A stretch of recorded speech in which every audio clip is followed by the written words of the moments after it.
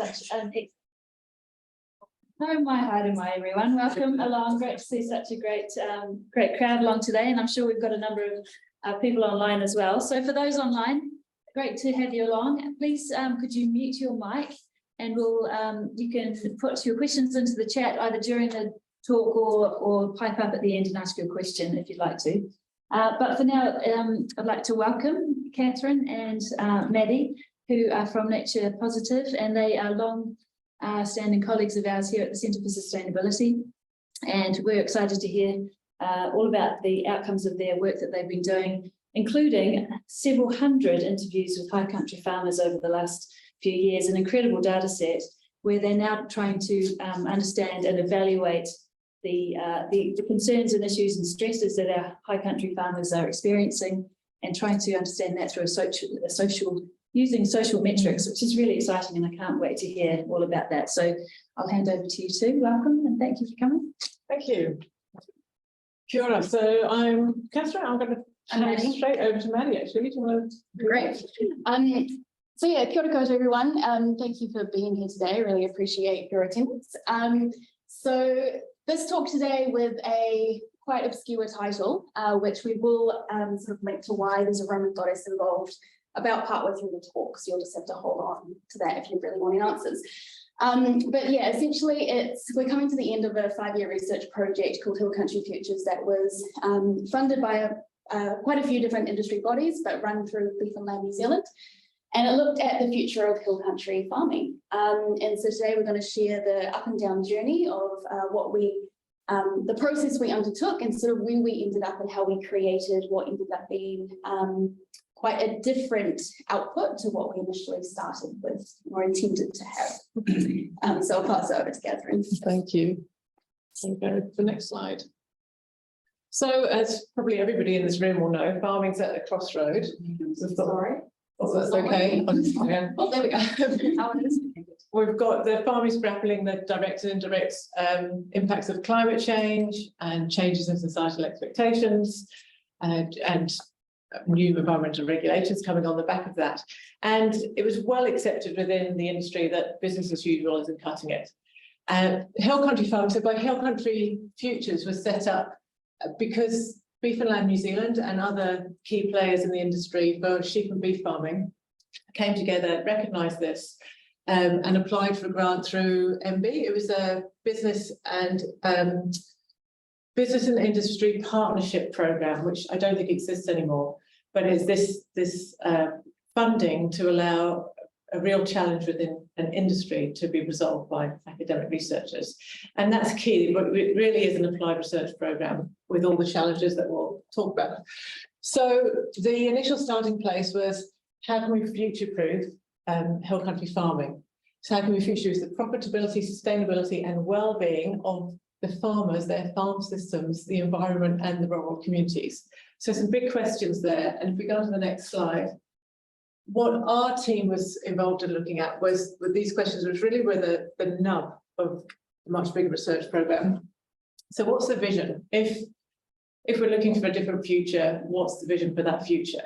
And is there a united vision? Can we get everybody to agree? And where are we going? If we're not going here, business as usual isn't cutting it, then where are we going? So that's question number one. And then if we can find a united vision, how do we know how far we are away from it or how close we are to it?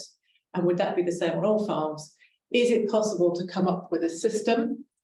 Of course, industry wanted a tool. Industry likes tools. Is it possible to come up with a tool or a framework so that I or anybody else could walk onto a farm and say, oh, this is scoring a 87 out of 100 for resilience, and therefore we can move on? Is that possible? Very industry sort of centric approach. So that's where we started. Now a huge nod and gratitude to Henrik at the back of the room there, who established the first stage of the programme, where we went out to understand people's points of view from the four corners of New Zealand and all aspects of the industry. The knowledge nest there shows who we talked to. The idea is the farmers were at the centre of the challenge and problem with the most knowledge, and then moving out all the way up to the end.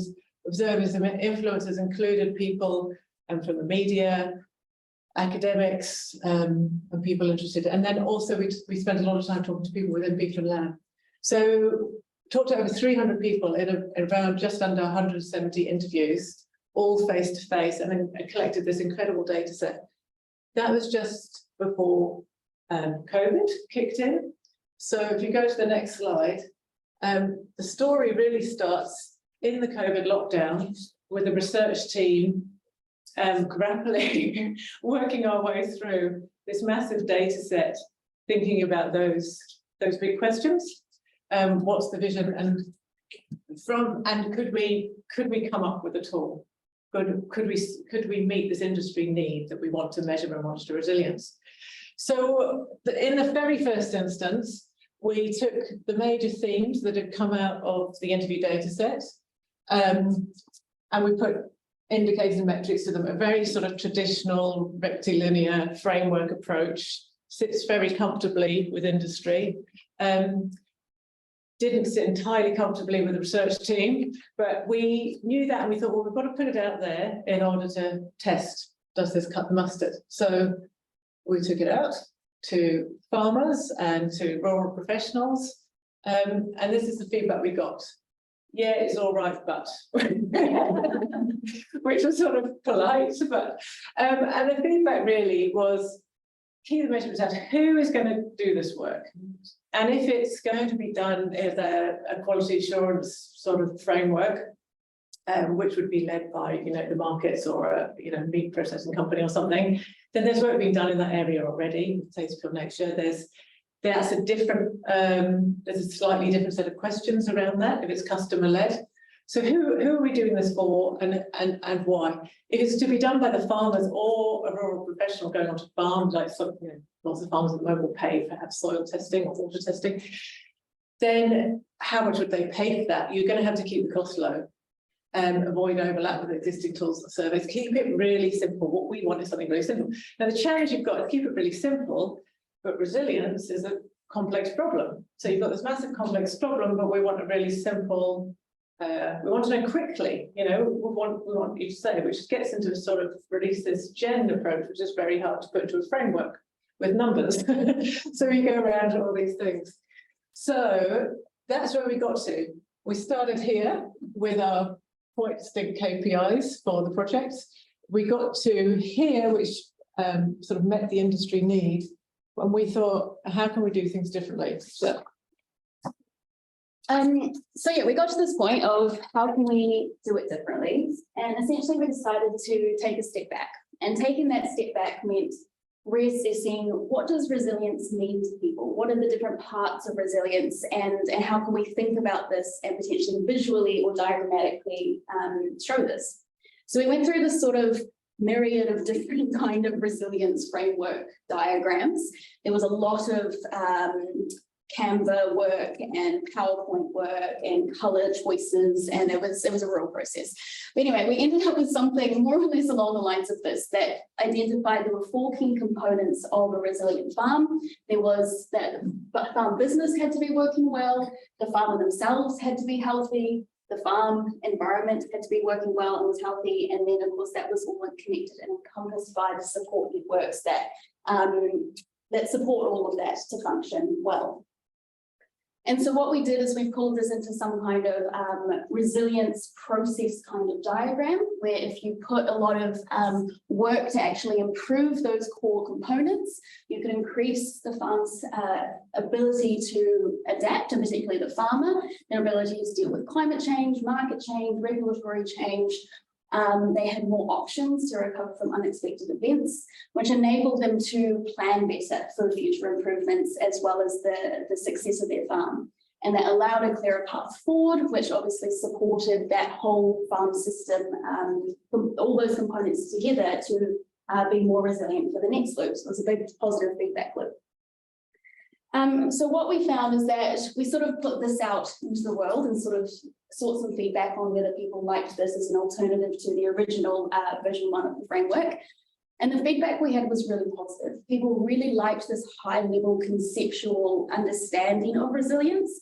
It got some really good conversations going about what actually mattered to them, to farmers on their farm, and the areas they wanted to improve. Because it was really easy to understand, because it was visual, it was sort of like quite a unifying level of understanding. The graphic representation was really liked. Essentially, it was something that people intuitively already knew. Like, people know that that's more or less what makes up a healthy farm system, but not really something that they identified or reflected on very frequently. And so it was a big thumbs up from that.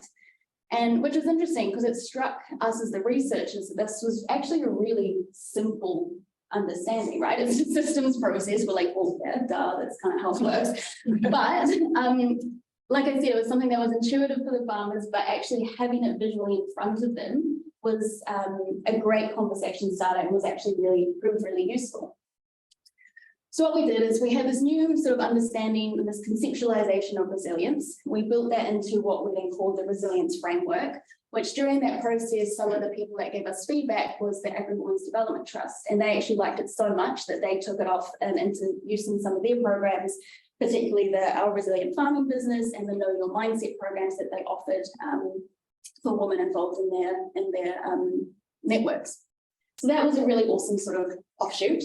But anyway, we continued on because we figured out we moved on to the next challenge of, okay, how do we actually measure what a resilient farm system looks like? Because of course, back to our KPI, that's what we were required to do. So we went out and we asked a whole bunch of experts sort of what would be, say, your top 3 indicators for measuring what a healthy business looks like, what the healthy environment looks like, what a healthy farmer looks like. These are some of the ideas that we ended up coming back with.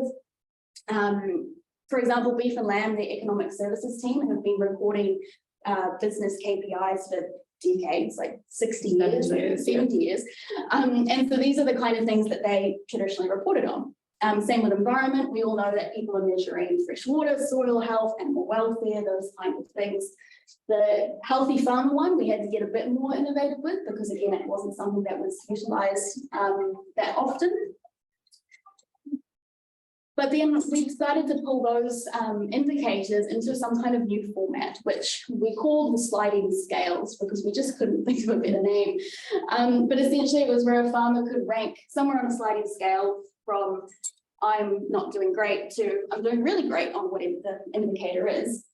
And people really liked this new format. It was simple, it was easy to use. It was, it was just people could easily look at the sheet and be like, yes, cool, I can have a think about this and really easily identify. There was no active measuring like there was with the version 1 of the framework. But what we found is there was still something that was kind of missing. People really loved the social indicators that we presented to them, so that sleep, stress kind of ones. But people were saying that the business ones and the environment ones had kind of been done before, or there was repetition because they already had to fill out that kind of information elsewhere in farm plans or any other stuff that they had to do.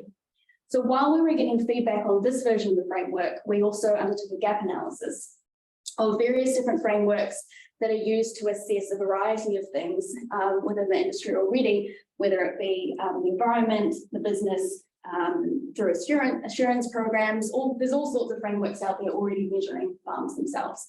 So we went through them and we noticed that there was quite a big lack of social indicators, which sort of aligned with the fact that people really liked the fact that ours did have a lot more social well-being kind of focused indicators. So at this point, we kind of hit a bit of a roadblock and we said, okay, what do we know? We know that we need to build resilience in the hill country farming sector.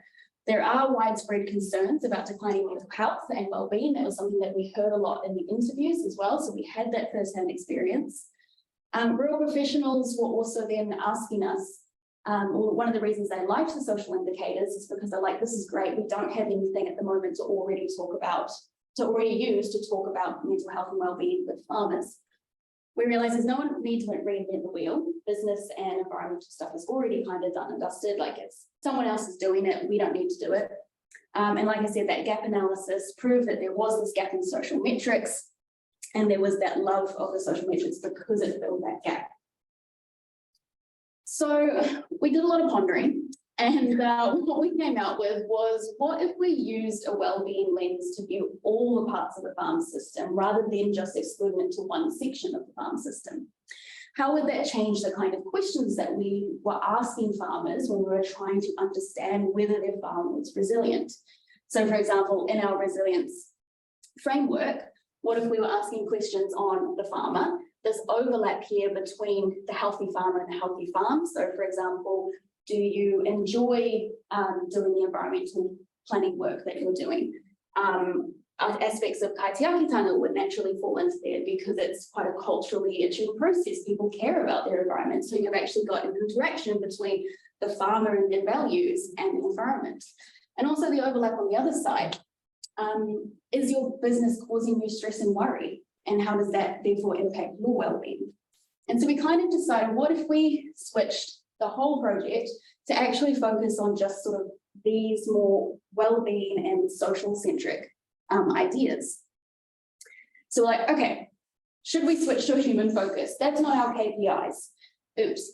So basically, we said, we went back to the Literature Steering Committee and we're like, can we make this work? We see there's a real need, and we did have a proper pitch. It wasn't just oops. Yeah. But it was like we see this need from where we've got to so far. And we really think we can figure out how to fill it. And it means that the money that you're putting into this project is actually going to produce something meaningful rather than repeating what has already been done. So luckily they said yes, we can continue down that road. And so that's when we got to focusing more on how can we create a well-being framework, understanding that well-being was this cornerstone for creating a resilient farm system. If you don't have a healthy farmer, there's no way you're going to be able to create a resilient farm system.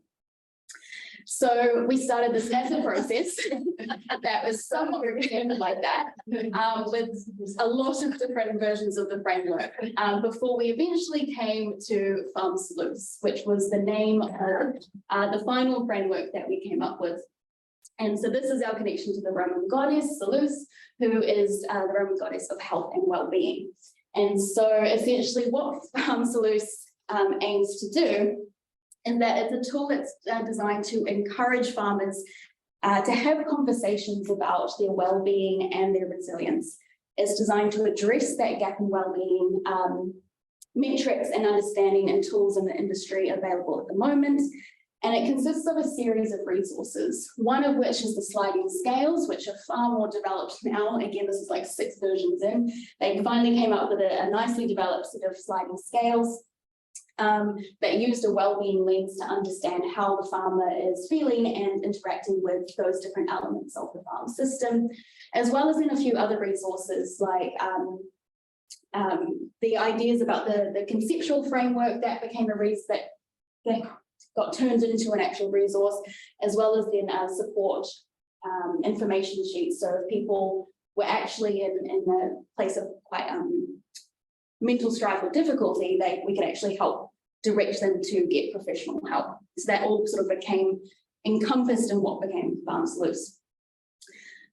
So FarmSalus in particular takes that systems approach. And so yes, it's a set of resources, but it's actually the concepts and the way of thinking that they encourage that was the really crucial and quite unique point of FarmSalus. So here was the sort of final and far more improved version of this wellbeing framework, and notably the healthy you or farmer got put in the centre, because that's essentially what the framework now represents. If we can improve that, we can improve everything else around it to get that positive feedback loop of resilience. So FarmSalus, just to give you a bit of an idea of how those sliding scales end up. So instead of asking farmers, for example, what's your profit, what's your landing percentage, we actually ask them, how well do they sleep at night because of their farm finances? So we don't actually care what the farm finances are, it's more about how they make them feel. Do they feel prepared for farm succession?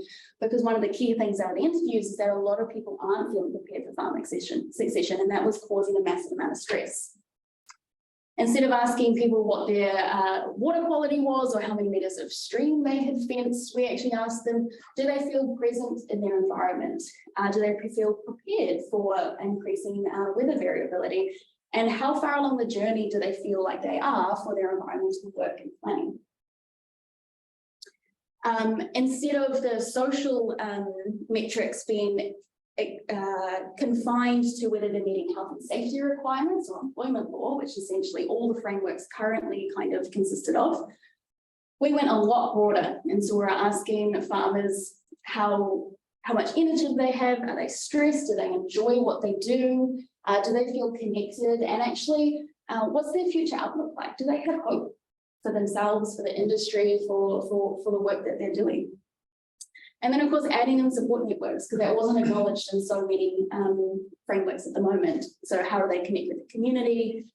Do they have those support networks in place? And so all of this was done with a human-centered design approach, which Katherine will detail a bit more on. So the human-centered design approach, that's taken from product design, traditionally using product design, thinking about making, a watch or your iPad, and it's there's a very strong discipline of always talking to your potential customers, getting feedback and coming back and testing prototype versions of your product before you improve it.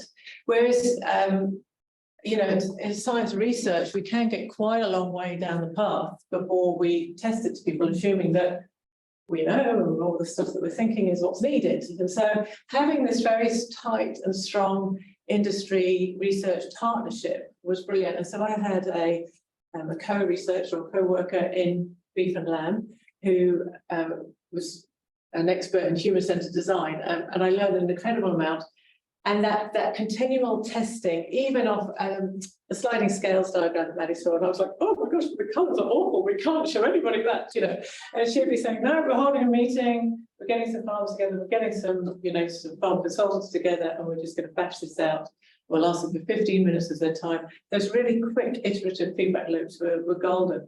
And the other thing that using the human-centered design approach meant that we created other collaborations along the way. So we worked a lot with Rural Support, Good Yarn, Agri Women's Development Trusts, a lot of other rural NGO organisations. So when it came to the end of the research project, which is winding up now, we naturally have a home for FarmSalus. We're not sort of scrabbling around trying to find somewhere to take this. And it's interesting where it's going. So there's so as Maddie alluded to, there's parts that particularly the framework and some of the sliding scale questions have been incorporated into Agri Women's Development Trust course, which was really there's discussions going on about creating a training workshop, because the feedback that we're getting from rural professionals and consultants is, we love this, but we wouldn't use it in its entirety all the time. And what we want is something like the first aid course you do, every couple of years when you sit in a room with no windows down. And you don't walk around on the street with your manual from that first aid course, but you have embedded in your mind the key things you would do if you came across somebody with a challenge. And I think that's what we're looking at now, or Beef and Lamb are looking at, let's come back to that, is establishing a sort of one-day training workshop on working for rural farm consultants, looking at resilience through the lens of well-being and being able to be courageous in their conversations and push the envelope a bit when they're having conversations. We also really acknowledge that we're working at the very bottom of the wellbeing spectrum. So rural support is working much more at the other end, the sort of 9, 10 people who are really having challenges. We're sort of the 0 to 2 really, and we really acknowledge that. And that is this is not our space to be working at that more challenging end. But the other feedback that came back was we as rural farm consultants or vets or bank people in banking, bank managers who are working with farmers, we see these things. We see the changes over the years. We know from people, but we don't know how to ask the questions. So it's been, I feel like once we made that pivot and we were brave enough to go to the steering committee and say, this is actually, we know that's what you want, this is what we want to do, everything clicked into place, and we after sort of, it suddenly took off. And that's, I think, was the beauty of the human-centered design. We knew we had moved on to something because we were getting such good feedback. So the next slide. Where do I get that? Oh, that's fine. So maybe it's just the wiggliness, or the facilitators kit has been a big success. And where to next? So I'm very pleased to say that there's talk about some of the questions in the sliding scales being incorporated into what I would consider quite traditional long-term surveys of farm, what did you say, resilience, farm health or something. So that's really neat from two different organisations. So that's fantastic. The final reflection, I was actually reflecting on the cultures framework. We started off with such a wealth of information, and it ended up what the industry wanted. They didn't know this is what they wanted. They, very much at the beginning, what they wanted was a highly complex framework, a sort of quality assurance style framework. But what they actually needed and took in the end was this incredibly simple representation. And when we go back to the original KPI of doing a vision, as soon as we put that out there, people said, that's it, that's the vision, which was really fascinating, that in their mind we'd been asked to create a sort of verbal vision of sort of, resilient farming and thriving rural communities and all that. And actually when we put the visual representation down, everybody said, that's it, that's our vision. And so that was also really fascinating. Oh, that's got us off the hook. So that's become the vision for Brazilian hill country farming.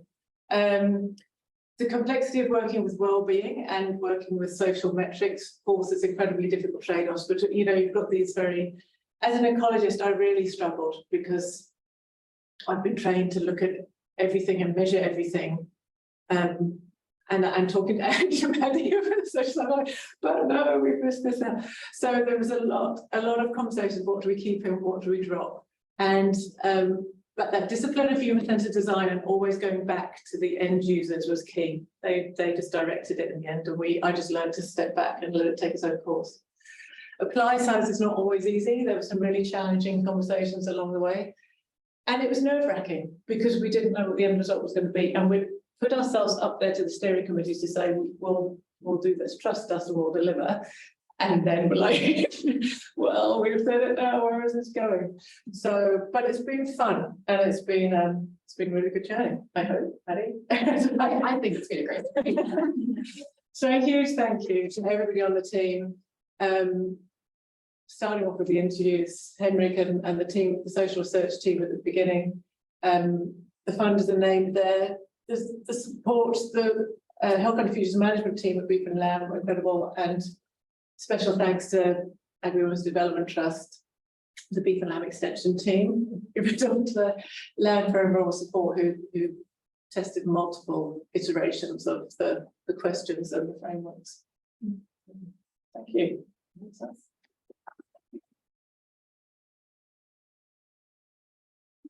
We might just stop sharing.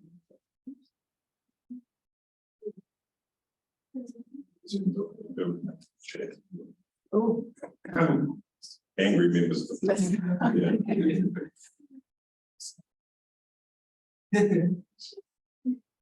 Sorry, I'm not a PC user, so I'm just clunking my way through. It's to your credit, Caroline. Okay, that's better. Stop share, you need to go on the main screen and go stop share. Stop sharing, stop sharing. Yeah, move over to the big screen. Sorry, can someone do it? Can you do that, Maddie? You're probably better at it. Oh, there we go. Stop share. Right, and there's a chat message, so could you just open up the chat? I'll make sure we're not missing anything. There we go. Okay. And you might like to shift the audience over to. Shift the audience over here. Yes, there that's we right. go. Okay, excellent, thank you. Tom Brookins. Tom. The only person is Tom Brookins. Oh, we've got lots of others, but they're just not. It's only Tom with a camera. Yeah. Okay, so we have a question from Fiona Doolan Noble, who's a rural health academic. So for Fiona, thanks for the question. In terms of the integral nature of resilience to your framework, what understanding did you gain around the role of intrinsic and extrinsic motivators to farmer resilience, as these are recognised as integral to resilience? goodness, it's a question. Yeah, I'm also just rereading it. You can find a friend on that. Oh, yeah. Intrinsic and extrinsic motivators to farmer resilience. Fiona, if you want to pipe up and elucidate a little bit more, feel free. But, hi, Carolyn. Yeah, it's just that we know that people with strong intrinsic motivators are more resilient, and those that respond to extrinsic motivators are less resilient when, for example, you might have an incursion. So I just wondered if these were explored because they are so integral to resilience. They weren't directly explored, but they were sort of intuitively known, I suppose. So if I'm thinking about the conversations I had with some of the farm consultants, when we made that pivot, I think it's because intuitively they knew that people who had strong intrinsic motivators were more resilient. So it's posing the questions of how you get people to think about what motivates them without offending them, and then nudging them towards a different pathway.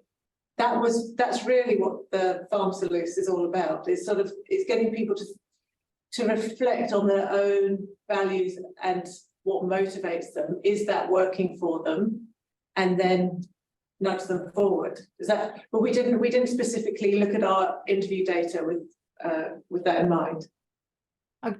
And so those sliding scales, do they cover what you just talked about, or is there a question around that in the sliding scales or not? About what motivates you? Yeah. Yes, very much so. That's sort of embedded throughout. Yeah. Okay. Thank you. By the way, can people find the tools? Yes, I'm giving myself up. Yeah, this one's online. We're going to bring some. Yeah, it's open source. Yeah.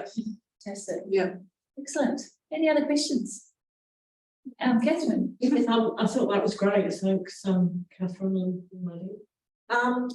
I'm just thinking, in terms of the audience with FarmSalus, are you thinking that these resources would be for an individual farmer or a member of their family, because whoever the identified farmer is, and interested in what the thoughts might be of that, whether it's their partner as well or not? Is it something they do privately and then inform themselves, or is it meant to be, because I see some of your resources are for facilitators, it's for people to go into communities and say, fill this out. And then when they fill it out, what happens to it? I mean, do people keep it for themselves and say, I'm not sharing it? That was a huge part of our discussion. If you could just repeat the question. Oh, sorry. Online, sorry. So the question was around who uses the sliding scales. Would it be how would you identify the farmer? What would happen to the data? Is that a fair summary? So if somebody filled it out, would the data be shared in any way, or would it be kept for self-reflection? That was a massive part of the early part of the discussion. The industry was for a push for an online tool, and farmers didn't really want that for obvious reasons. So that's where the facilitator list came in. Everybody we spoke to said, I can see a real use, a need for rural professionals who are already working with farmers, like I said, who know farmers, and I'll talk about the word farmers in a minute, who to be able to be upskilled in, in having these conversations. So the strapline we had for the pitch was something like, rural professionals are increasingly being put in a position where they've observed declines in mental well-being. They're being put in a position where they're being called upon to be default counsellor, and they're uncomfortable, they're untrained, they don't know what to do. That was very much where we were coming from. So we see it as being largely facilitated. The other place was being picked up was in catchment groups, so small, kind of fairly intimate settings. We've resisted quite strongly the data being put online or collated in any way.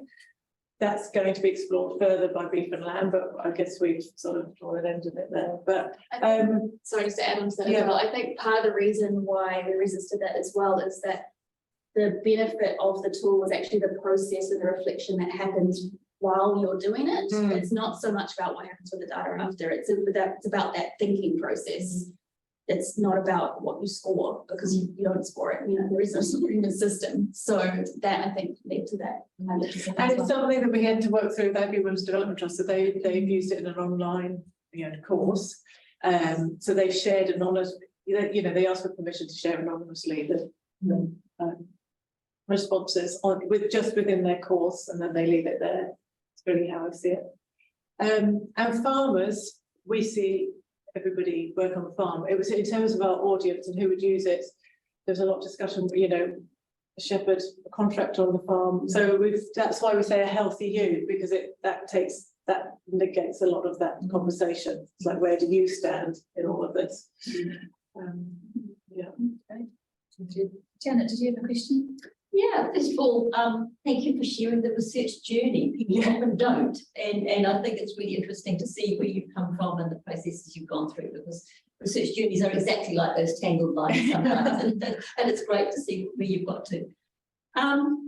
Yeah, and I must say I'm really looking forward to looking at the details of what you've done, because yeah, it inspires me to think differently about another project that I'm working on. I might love to see what they've done it. But my question, I guess, is you've developed this for hill country farming, but is it applicable to other fields? It is, and that was another blindside. So we had a meeting with RAGT, and there's other within other sectors, other wellbeing things are bubbling up, and we realised that there's a natural collaboration. So this is really a conversation starter. RAGT have developed something that is much more traditional survey. So that is an online survey asking how many hours do you sleep, it's much more quantitative. And then there's rural support who are also developing the thing. So there's a natural synergy. So there's been conversations with the different industry bodies about open sourcing and sharing. So, and that was another reason for the health use. So it's actually going to be tested on dairy farms. By staff with beef and lamb and RAGT are going to work together to do that. So that's really neat too. So that was there were quite a few nice surprises towards the end of the project, and where that squiggly line started. I mean, I think in the research journey we felt almost like we were starting again. Like, okay, this is the question we want to answer. It took us 18 months to find the question, and that's very much part of the human-centered design process. Is you spend half of your project defining the question and the other half answering it, which is it's a different lens. At least you got the question. Yeah. Well, there was a few moments when I didn't wonder. Yeah. Yes. It's a really difficult area. The hill country farming is facing redundancy, basically. And what to do about the hill country is a really important issue, particularly for New Zealand, because we have such crappy soils. And Beef and Land's try to tell us that it's essential that we continue doing what we're doing. But the science, what's going on with climate and resources, is telling us we have to do something different. Because Monbiot's written the Genesis, where basically Beef and Land gets 2 pages of excoriation. And the thing we need, and you're focusing on basically the current owners of this land use and this industry, and trying to maintain it as it is not looking to the future. Trying to manage it into a different future is hardly to do as a society. So, as a well-developed scientist, how do you wrestle with that in your own mind? Well, I started this talk by saying business as usual isn't going to cut it. And it's been a really fascinating privilege to work alongside the industry. I think we can all build up our own narratives and our own perceptions of what people may or may not think. And I've had a window into a world that's not my world. And I realised that actually there is a lot of commonality. There's a lot of, the farmers are, the mental health decline is because they know that business as usual isn't going to cut it. They know that they're on shaky ground. I've had in the interviews there was this comment that really stuck with me, saying something like, I'm doing what my dad did, and my grandfather did, and my great-grandfather did, and they were the backbone of the country. I'm doing the same thing, and I'm public enemy number 1. What happened? And so that they know things have to change. I don't know if that's answering your question, but I don't think anybody is looking for maintaining the status quo. it's trying to say, and then you've also got the rural communities conundrum. So how do you protect those rural communities, which is, you know, so I'm an independent researcher. I'm not here to, you know, help on development or be for land.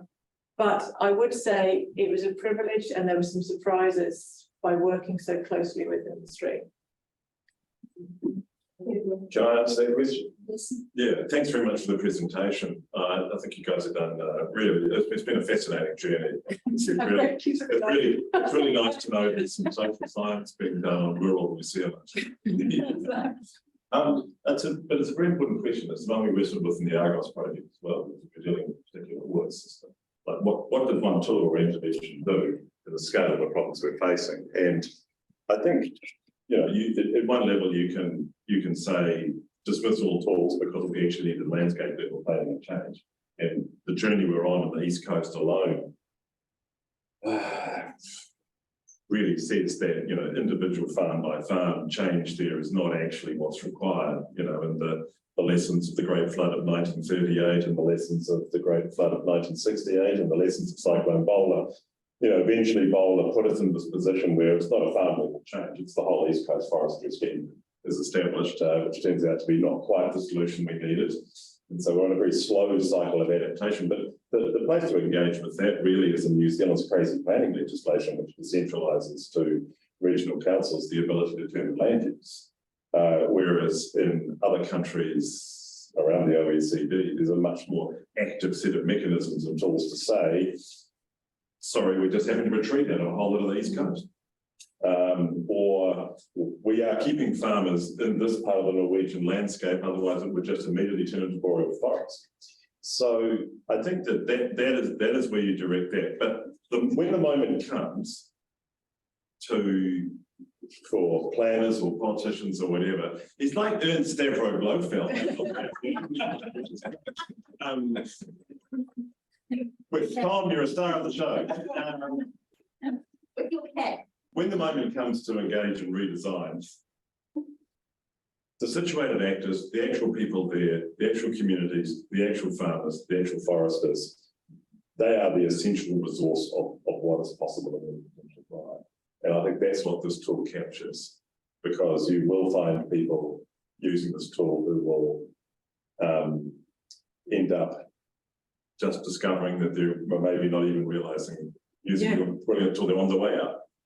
There is no next generation on this farm, and this form of land use won't be there in 20 years' time. But there are also people who go, now I'm starting to understand why what I am doing is working better.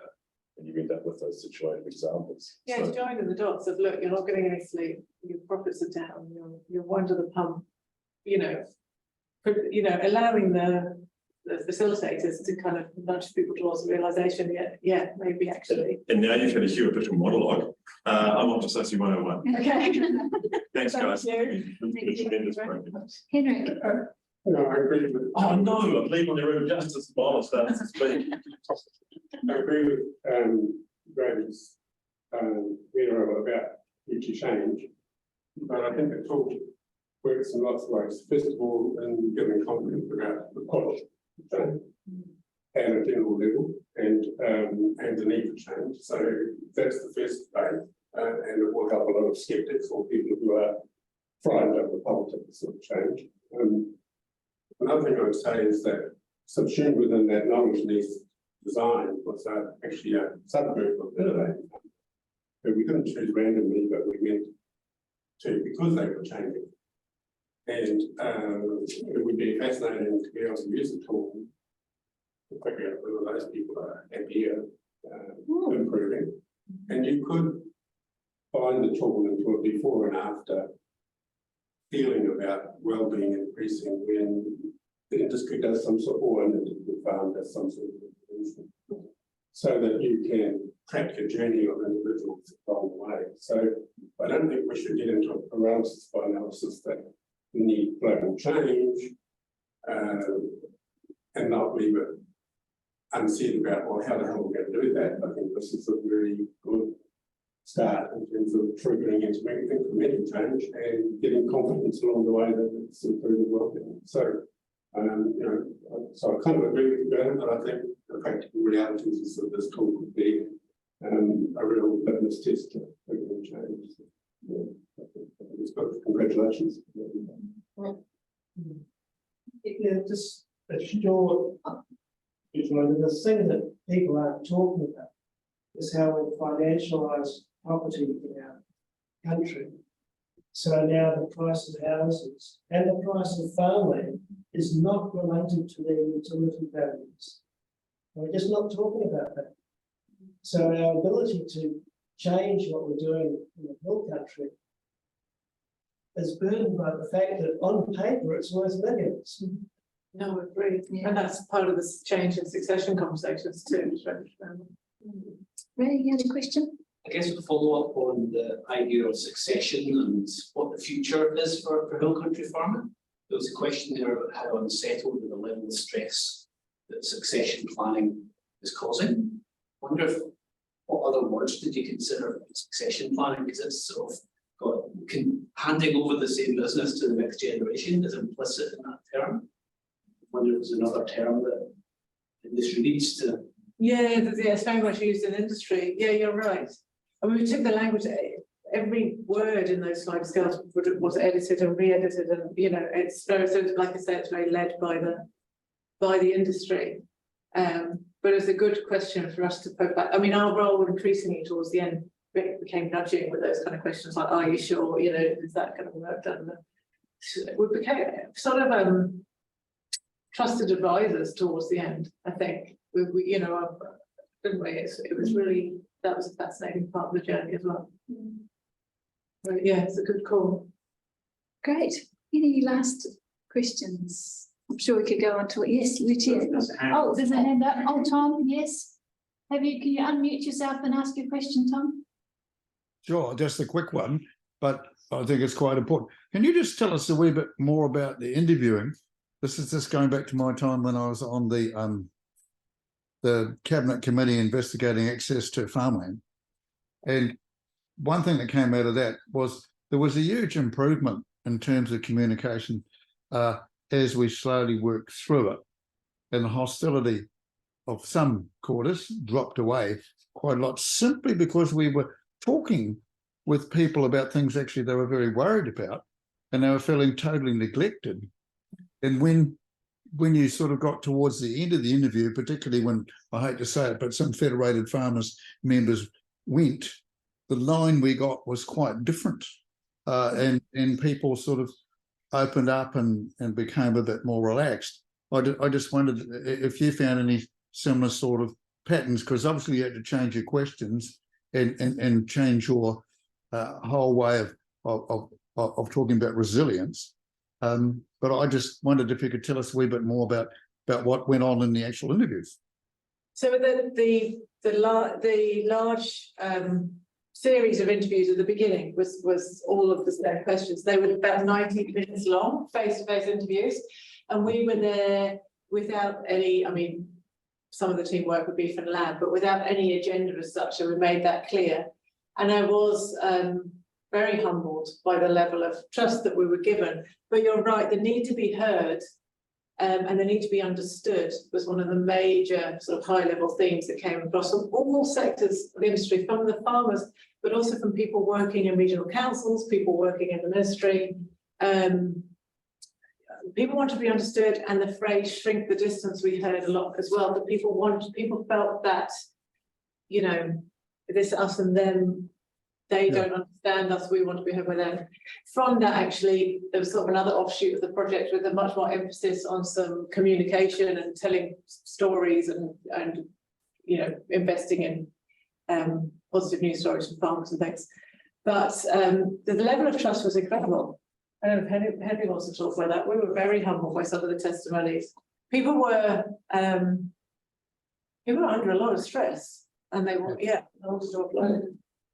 Well, one example, Tom, talking to a wife and parents, but they couldn't. The wife was saying, "Oh, if only my husband had come, but he's down the back of the farm," and saying that, talking some of nonsense. But that family was immensely relieved, and it was happening all over the place. But it's also those people who are involved, assisters and facilitators. You know, we tend to talk with farmers and go straight to farmers, but actually there's probably 3 or 4 times more people involved in the future of farming more directly in that next outer ring. And these are professionals who are also isolated, and they're very key advisors, and they're not being, their testimony is not being collected. So, you know, in terms of the overall resilience of it, you have to talk to the people in the immediate ring around them too, in my view. And they love the chance to talk about, with pride, about what they've tried and what their vision is. So, you know, farming is not about farmers only. No, it's also about psychology. You know, I just about felt that our excellent presenters, thank you for your contribution here, deserve some kind of honorary award in psychology. Yeah. Because it seemed to me that you were treading in that kind of area more than just about any other, quite a lot of the time. And the other, the daffy thought I had, but not completely, is would it be wise to run this, to copy this paper, if you haven't done it already, off to the Centre for Resilience at the University of Stockholm? I mean, they might have a completely different Scandinavian take on things, but it would be interesting to see if you could get some overlaps and comparisons with the sort of work that goes on there. Yeah, good point. Thank you, Tom. Well, I'd just like to ask you to join with me to thank our wonderful presenters today. Thanks so much for coming. Thank you. Thanks for having us. Very And good. thanks for all of your help along the way with us, to all of you, on my second home. Great, thanks so much.